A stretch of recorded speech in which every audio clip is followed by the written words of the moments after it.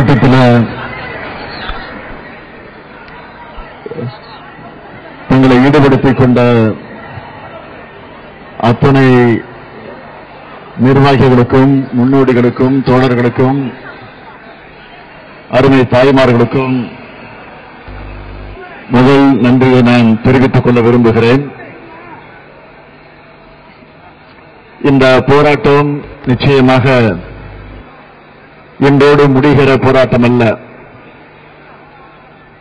தமிழகத்தினுடைய ஆளுநர் அவர்கள் மாநில சுயாட்சிக்கு மரியாதை தந்து அவர் தன்னுடைய போக்கை மாற்றிக்கொள்ளவில்லை என்று சொன்னால் இந்த போராட்டம் தொடரும் தொடரும் தொடரும்.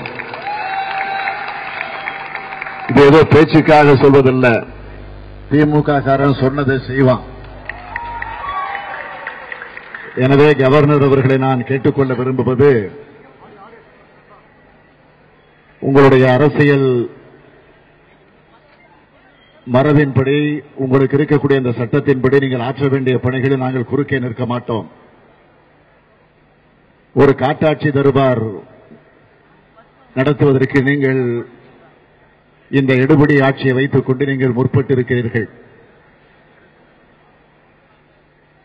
உங்களுடைய சுட்டு விரலுக்கு எடுபடி எடப்பாடி பழனிசாமி அவர்கள் உங்களுக்கு குனிந்து வளைந்து ஒரு அடிமையாக ஜனநாயக ரீதியிலே போராடக்கூடிய, போராட்ட உணர்வு படைத்திருக்கக்கூடியவர்களை எல்லாம் அடக்குமுறை வைத்து நீங்கள் அடக்கிவிடலாம் என்று கனவு கண்டு கொண்டிருக்கிறீர்கள். நிச்சயமாக உங்கள் கனவு திமுகவிடம் எடுபடாது என்பதை நான் அழுத்தம் திருத்தமாக தெரிவித்துக் கொள்கிறேன். மாநில சுயாட்சிக்கு எதிராக குரல் கொடுத்தால், குறிப்பாக திராவிட முன்னேற்ற கழகத்தை சார்ந்திருக்கக்கூடிய எங்களை நீங்கள் திடீரென்று கைது செய்ய தொடங்கி இருக்கிறீர்கள். எப்பொழுது நீங்கள் கவர்னராக பொறுப்பேற்றீர்களோ அன்றிலிருந்து தொடர்ந்து நீங்கள் ஒவ்வொரு மாவட்டத்திற்கு சென்று ஏதோ ஒரு முதலமைச்சரை போல, நீங்கள் முதலமைச்சராக வேண்டும் என்று சொன்னால் அதிமுக தலைமையை மாற்றிவிட்டு வந்து உட்காருங்கள், நாங்கள் நேருக்கு நேராக உங்களை சந்திக்க காத்திருக்கிறோம், தயாராக இருக்கிறோம். ஆக கொள்ளைப்புறமாக இந்த ஆட்சியை பயன்படுத்திக் கொண்டு ஏதோ அதிகாரத்தை கையில் எடுத்துக் கொண்டு ஒரு ஆட்சியை நடத்தலாம் என்று நீங்கள் கனவு கண்டு கொண்டிருக்கிறீர்கள். அந்த கனவு நிச்சயம் பலிக்காது. அதை தவிடுபொடி ஆக்குவதுதான் எங்களுடைய வேலை, முதல் வேலை. ஆகவே நான் மீண்டும் சொல்ல விரும்புவது,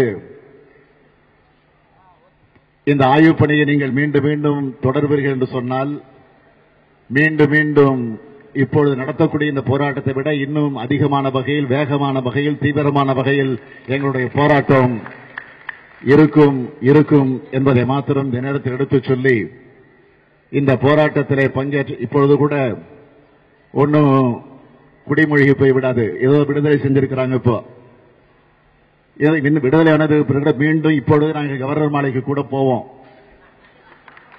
அந்த உணர்வோடு தான் இருக்கிறோம். ஆக போகிறோமோ போகவில்லையோ ஏதோ ஒரு சஸ்பென்ஸ் இருக்கு. காவல்துறைக்கு நான் காலையிலே சொல்லிவிட்டேன், நீங்கள் ஏதோ விடுதலை செய்துவிட்டால் ஏதோ கண்ணாமூச்சி விளையாடுறது போல நீங்க எங்களை பிடிக்கிறீங்க, விடுறீங்க, இப்படியே நடந்துகிட்டு இருக்கு. ஆகவே இதற்கெல்லாம் முடிவு கட்ட வேண்டும் என்று சொன்னால் மிக தீவிரமான ஒரு போராட்டத்தை நடத்தக்கூடிய ஒரு சூழ்நிலை நிச்சயமாக வரும், வரப்போகிறது. அது எப்பொழுது என்று கேட்டால், ஏன் நாளைக்கே வரலாம், ஏன் இந்த இரவே வரலாம். ஆகவே இந்த ஆட்சிக்கும் குறிப்பாக கவர்னருக்கும் இதை ஒரு எச்சரிக்கையாக நான் எடுத்துச் சொல்லி, பங்கேற்ற அனைவருக்கு நான் மீண்டும் ஒரு முறை நன்றி நன்றி நன்றி என்று கூறி நிறைவு செய்கிறேன். வணக்கம்.